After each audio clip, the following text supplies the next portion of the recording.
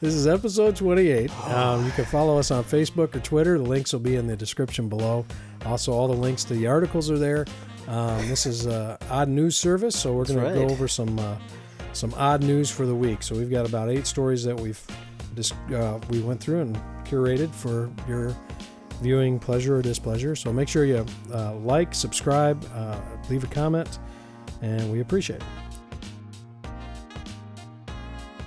A U.S. company is offering fans of breakfast meats the chance to enjoy the scent of sizzling pork anytime they want with a bacon-scented face mask. Mm-hmm.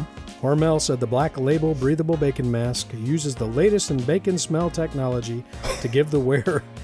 I didn't know that was a thing. But... Yeah, just soak it in bacon fat. But it's the latest. Yeah, they've been working on this for years. Scientists wheeling away in a lab. Is the new mask ready, John? I don't know. It'll be ready when it's ready, Frank. Yeah. I didn't choose this. It chose me. This is my dream. This is my life's work. The newest technology scent bacon mask. The bacon fans can register to win the bacon scented mask until October 28th at breathablebacon.com. Hormel Black Label breathable bacon. And there's only been 17 dog attacks. I didn't think of that. Yeah. You got bacon on your face? You live somewhere. Are you kidding me? Yeah, like monkeys or something. Those if you're a delivery driver, I dare you to wear it and deliver the pizza to the home with the bacon on your face. Yeah, or... And then put your face in front of the dog. You just put it on your... Or you could put it on your hooter-booter. Your crotchal. Your crotchal region. Yeah, wear like a Speedo. Well, like the guy, that was wearing his mask that we did the story on. Yeah. Just that's all he was wearing. Yep. Yeah, he really, You know what? Now that I think of it, I thought that was really great at the time, but it wasn't brave. No. Bacon mask. Bacon mask is brave. Those snarling dogs and... Ooh. You better be a marathon runner, brother. That brings terrible pictures to mind. Terrible. Speaking of breakfast meat. Okay, just kidding. Go ahead. Oh. I'm sorry. Just had to do it. An ice-making machine burst into flames on an ice rink in New York while the driver rode it.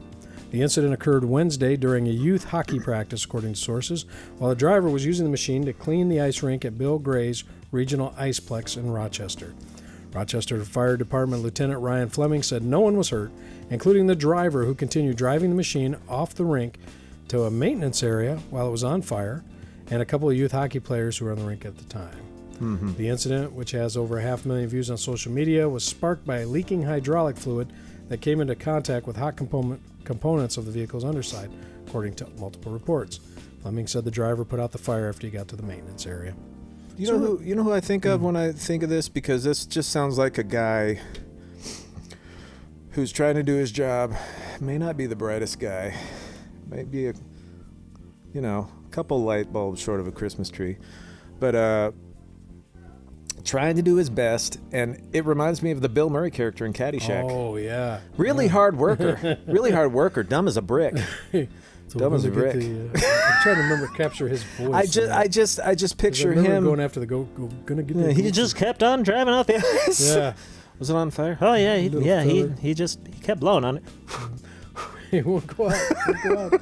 Kids, help me push this before it blows up. Hurry. That's just who it reminded me of, because he has a little workshop and everything. Yeah, it was push into his little maintenance area and then fix it there.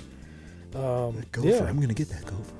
Yeah, I don't know why they didn't just call it a Zamboni, because I think that's what it was. So it was cleaning the ice. It wasn't actually making the ice. It said cleaning or clearing or whatever. Yeah, that's a Zamboni. Yeah, that's all it was. It wasn't an ice making machine. Like an ice maker actually makes ice. Yes. This thing just sprays water. And I usually see those in restaurants and hotels. Yeah, you don't really see them in the hockey rinks. And there's been a couple of serial killers that might have had one, but well, convenience is convenience. Tricks of the trade. Speaking of serial killers, a Finnish airline is offering would-be travelers who miss the taste of airline food amid the COVID-19 pandemic the chance to bring in-flight meals home. Instead of just bringing the little doggy bag that you vomit into, you get to bring the meal home, then vomit. So instead of having the whole experience on the plane, you can have it. Tastes about the same, I think. I think so. I'd rather eat hospital food. Yeah. And that's terrible. Yeah, and they're not. There's not a big market for shipping that out, I don't think. I don't think so.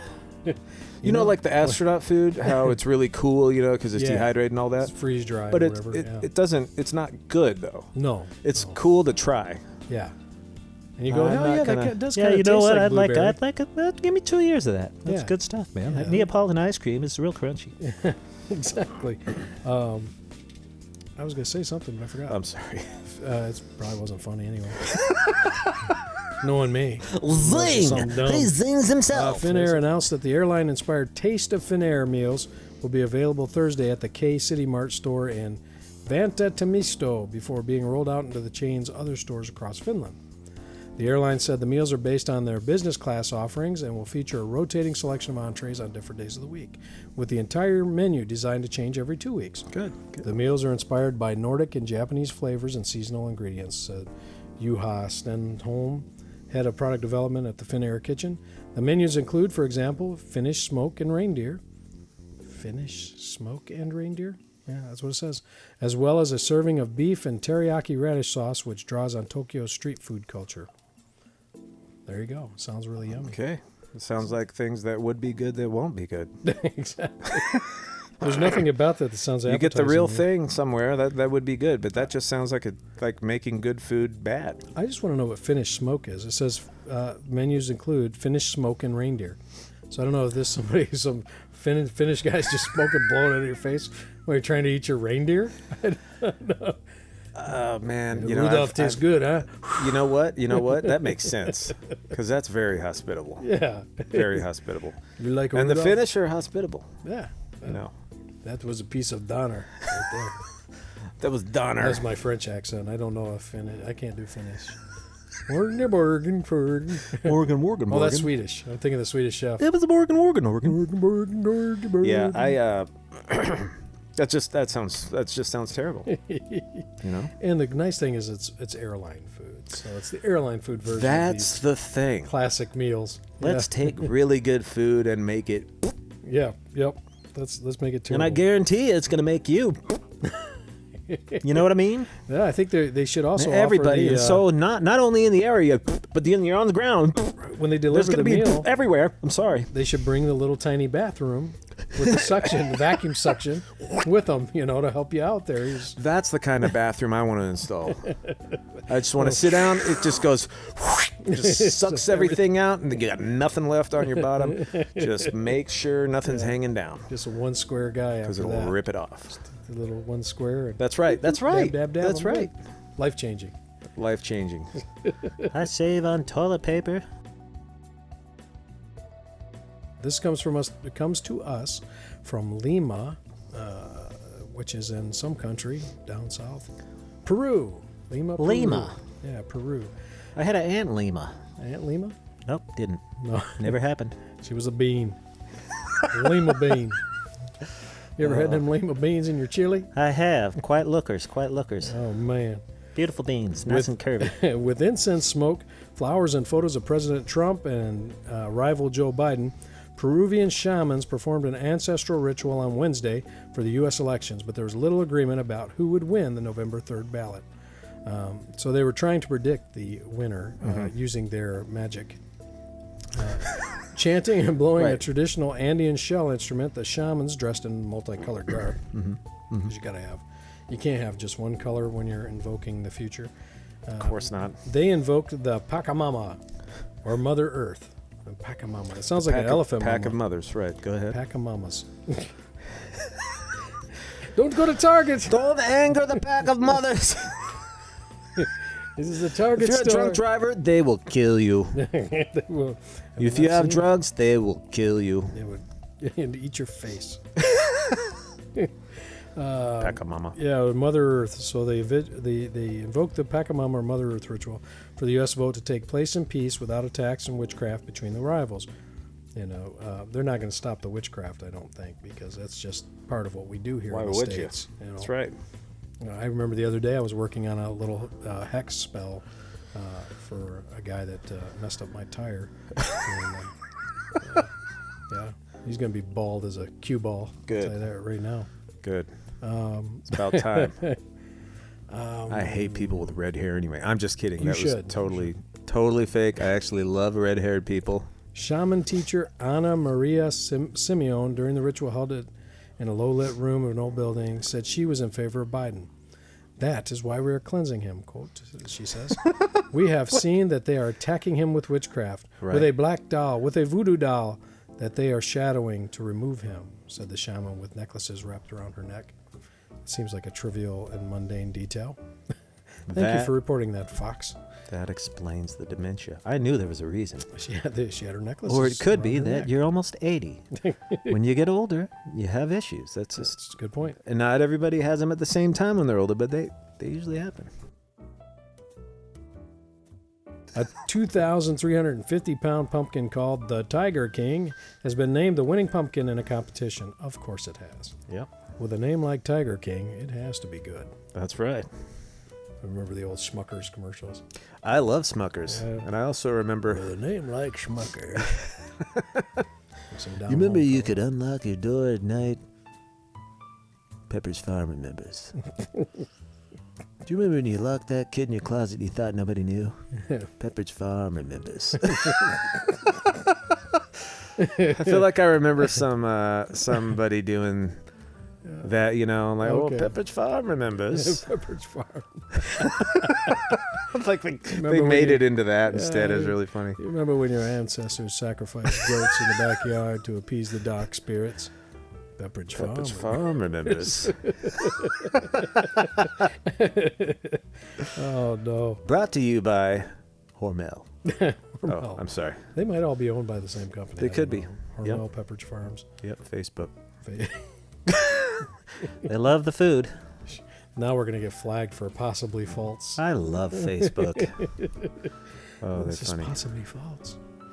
Could be true. We don't know, but we're going to tell you anyway. It's commodity. Our fact checkers have discovered. All our fact checkers. Travis Genger of Minnesota who grew the pumpkin, told CNN he felt honored to win after deciding to enter the contest in Northern California, since it's known as the Super Bowl of Pumpkins. Of course. Yes, why Of would course it it be? is. But these are, I don't even know what to say to that. He took home $16,450 in winnings for the first prize in the pumpkin growing competition, or $7 per pound by the pay-by-pound system. That's a winning. Yeah, that's good money. That's right.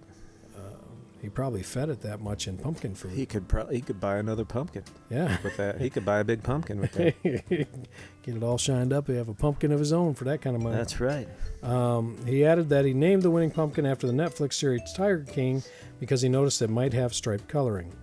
Quote, it was kind of funny deciding the name for this little pumpkin at the time, he said. I noticed that it might be orange and white stripes, and my brother goes, oh, it's 2020. We should name him Tiger King. And I thought, that's great. So there it is. Man, Yeah. he doesn't care what people think about him. No, or his pumpkin, really, for that No. matter. Little known fact, the pumpkin is gay. Thanks, pandemic. Yeah, we had to kind of put that out there so everybody understands. But, when you're a pumpkin that size, it's okay. That's right. Not And when you're a pumpkin shaming. king, you can do what you want. That's right. Rudolph and Santa puppets from the holiday classic Rudolph the Red-Nosed Reindeer will go up for auction in November. Auction house profiles and history announced Thursday. All The right. magic about collecting memorabilia is that when your eyes focus upon the object, you are taken back in time during your youth, when your senses were overwhelmed with amazement, wonder, and joy as you were watching your favorite movie or television program. Sorry, I was channeling my inner William Hurt. William, I get it. inner Yes. William Hurt. William Hurt. It's very, very austere. Yeah, yeah. The auction house said in a statement. Willem Dafoe. Oh, Willem Dafoe. Ooh, that's tough because he's so expressive. Yes, he is. Yeah, I can't do William Dafoe. He's Oh, fun to make it watch. happen. All I can think of is I'm thinking of the character I'm thinking of is the one where the brothers were the two vigilantes, and he's playing the cop who is this detective he's like a federal investigator, and he's very good, but he's also very Major Payne? No, that's close. That's close. I wasn't sure. We're totally way off topic. Let's get back to the story. sorry, man. The puppets used in the filming, blah, blah, blah. The 1964 Christmas stop-motion animated... Have you ever seen the old Rudolph? Yeah. The creepy kid. You remember the creepy kid that had that little hair? The little hat, the blonde? Little elf, yeah. Yeah. He wanted to be the dentist? Yeah, he was weird, man. Yeah, he was a strange dude. I mean, that was kind of the point. Everybody's island of misfit toys. That was even, yeah. You know, big to-do about all that. Yeah. And then they had that big monster, and I remember when my kids first watched it, the monster, the abominable snowman. Yeah. I think they just called it abominable. Yeah. Abominable. Scared them. Yeah, they wouldn't watch it. They would not watch the show. And if that part came on, they would. That's really Dad, funny to me. You got to stop it. It's scary. Yeah. I mean, I get it. They're young, too. They're fairly young. Oh, yeah, the monster's scary. The abominable. Oh, man. Yeah. So, anyways, they're saying these things are going up on auction. Let's see. They will be going up on auction November 13th at 11 a.m. Pacific Standard Time. Nice. Profiles and History website. So if you're interested in bidding on them, they're expecting them to fetch between $150,000 to $250,000 a piece at the auction. Okay, that's just out of my price range. But, Yeah, mine too, just barely. You know, for a puppet that I put on the shelf. Right. And just stare at. I don't think I would probably pay more than a $75,000. No. Well, I mean, you know, you might get lucky. You could go and see if you can pick one up for that. That's kind of a steal, really. You're really stealing from them. I've stolen quite a bit, yes. But I have stolen my share of puppets. Yeah. It's a bird. It's a plane. No, it's some guy with a jetpack. Yeah, this is what. I hope he has a beard. Yeah, that would be fun. A person who appeared to be flying with a jetpack was reported near L.A. International Airport on Wednesday. According to the FAA, it was the second time a person's been reported flying with a jetpack near LAX since late August. Wow. So, China Airlines crew reported seeing the person at an altitude of 6,000 feet. That's 7 miles northwest of the airport at around 1:45 p.m. Wednesday. What is that, like it's like almost a mile and a half. Like, that's way up there, man. Yeah, no, that's stupid high. That's like you're starting to lose oxygen almost. Yeah, I think it has to be near 10,000 the air has got to be real thin. Yeah. You know, because they have the pressure in the cabins at 10,000 feet. That's where you normally cruise at when there's an airplane. So this guy is up there. And if you're anywhere near an airport, that's usually in the path of planes coming in and out because they're anything could have happened. Yeah, guy could hit a plane. Well, it sounded like, or a bird could hit. Talking about him. that he might have been close to one. Yeah, there was. Yeah, well, this is the second instance of this. A few weeks ago, I guess the guy was 3,000 feet up, and they said he was about 300 yards away, I believe, from the plane. That's incredibly close when you're flying, because that type of speed, you can get there really fast. Oh, I can imagine. Those jets are moving 400, was it 300 or 400 miles an hour? Something crazy like that? Just ridiculous to where that would be 300 yards would be nothing. Yeah, the amount of jet, wind that they're moving coming by. And there wouldn't be much room for you to make a maneuver. No. Because that's pretty close. Evasive maneuvers. I'm going to turn sideways and dodge the bullet. There was that was my pacemaker. I'll spare that story, but it was an old Phil Hendry bit where one of the guys was saying he could sidestep a bullet. He would just do his evasive maneuver and he'd turn sideways really fast and the bullet should go right by him. Phil Hendry was one of my favorites, man. I love that guy. Good stuff. They get a bad rap, especially for being dirty. Yeah. But one rat redeemed his species on Friday, becoming the first rodent to receive a gold medal for his work in sniffing out unexploded landmines and saving countless lives in Cambodia. It's actually kind of cool. It is. Magawa, a so-called hero rat, was presented with a small blue collar and a mini gold medal by the British veterinary charity, the People's Dispensary for Sick Animals, on Friday. Magawa's work directly saves and changes the lives of men, women, children who are impacted by these landmines. Every discovery he makes reduces the risk of injury or death for local people. Thrilled to award him the medal. thought that was kind of a cool story. It is, man. Was he ever connected to those 4 short green guys that were caught sword fighting somewhere? Not sure. I think it was Donatello. I think was one of them. Oh, yeah, the green mutant Ninja Turtles. Oh yeah, I think that's their names. Yeah, he trained them in the sewers. Okay, that was their master. I think Splinter's in disguise, and I'm not sure why. And he just hunts landmines on the side just to help the kids. Egotistical. Yeah. Yeah, no, I just Gotta have money for the casino. I just want to know who was the first person that thought, sniffing landmines, a rat. Absolutely. Were they just like playing around with landmines one day and were like, Bob seems to get really close to the land. He can sniff them out every time. He is really attracted to that landmine. Yeah. Must be something about the landmine. And you find out later one of the lab assistants was putting cheese on the landmine. It's a joke. That rat hasn't found one landmine in 12 years. He found every piece of cheese we had in the house. I don't know how long rats live. I don't know either. I don't know. They get big, though. That could be the stupidest comment ever made. It's like, they only live 3 years, you idiot. Yeah, how dare you? You're an insult to rat lovers everywhere. I feel like it would be more like 6 to 8 years or something like that. Yeah. 68 years. 68. 68-year-old rat. It would be as old as Splinter, probably.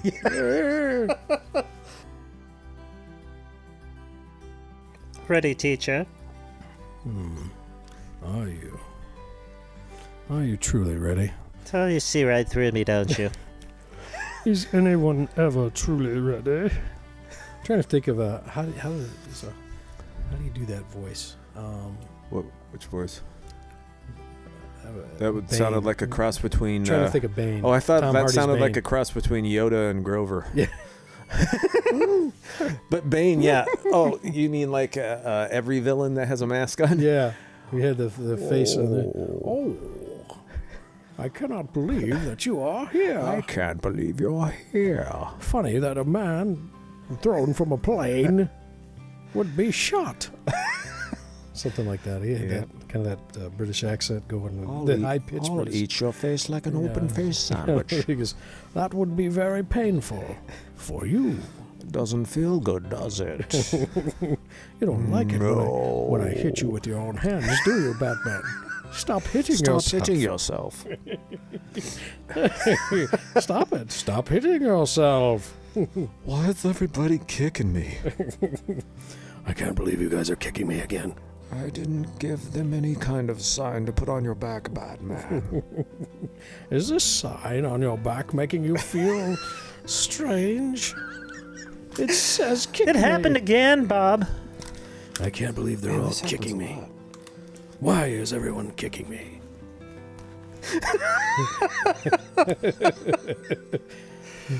He's got Alfred's laughing down his way. Well, sir, I hate to be the one to tell you, you got a sign on your back. I hate to tell you, but you're out of tea. Oh, there is no greater crime. And the Joker's in your living room. Yes, he's there. I actually kind of like doing that voice. Yeah. Yes. It's calming. Yeah, it's kind of fun. It's calming. Yeah. Now we have the clap.